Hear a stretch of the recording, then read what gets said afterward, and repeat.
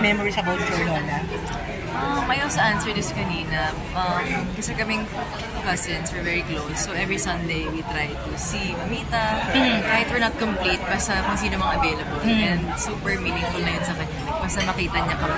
Happy na siya. Like, we're eating lang sa house niya. Laughing, watching TV, kwentuhan, update. So yun, may naalala ka ba mga advice niya sa'yo or when you enter the business? I think nakuha ko yun, she's always on time. Sabi niya, I never want people to wait for me, even if I will wait for a while. Okay. So I think, I'm proud to say, I think I'm always on time naman. Professionalism. Yeah. Yung sabi niya sa'yo. Pero how proud she is nang pumasok ka sa business? I think kaming cousins naman, kahit anong gawin namin. Graduation sa school, presentation. So hanggang sa nag-showbiz, basta full support siya. Like anything we want to do. Ganun siya. Gano'ng kalaking kawalan sa palagay mo ang pagkawala ng lola mo sa industriya? Oh my gosh, she's one of the legends na and parang malaking kawalan. Pero it's not just her songs, feeling ko na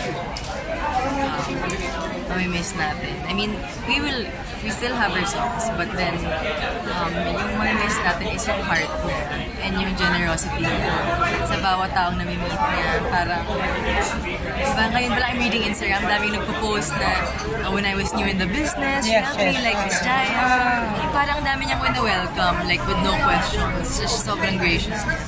Na-experience mo ba yung merong artista o singer na in-approach ka, sinabi sa'yo, alam mo yung lola mo, ang bait-bait sa akin dati niyan? I think Moira. I did a music video like years ago. Tapos sabi ni Moira, oh my gosh. Moira de la Torre. Anak ka pala ni Miss Jackie, parang I think that time nag-open pa lang si Moira. Like, she'd be opening up. Yung, hindi pa siya like yung Moira na na parang sold out. So, she was starting nag-start pa lang, okay. Yeah, so parang one time the way Lola approached her and said, one day you will have your own audience. And she never forgot.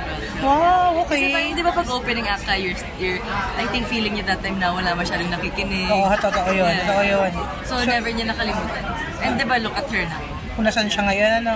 Marami nakakamiss. So, what are your next projects after, probinsya na ba yun? After Batang Quiapo?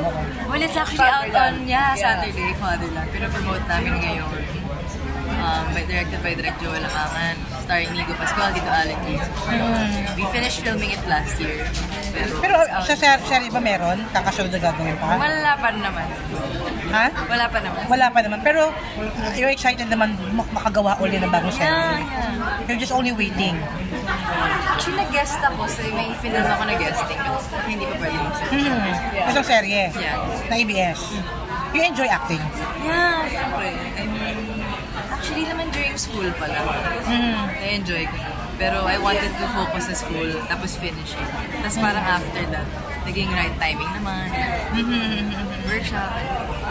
Okay. I'm just curious, Asia's Queen of Song si Miss Pilita. So was there a time na inawitan ka niya like, let us sleep when you were still a little kid? Oo, yung mga lullabies. Meron ba? I don't remember when I was a baby, but yung mga like, naalala ko na memories is when we were kids, magpa-piano siya.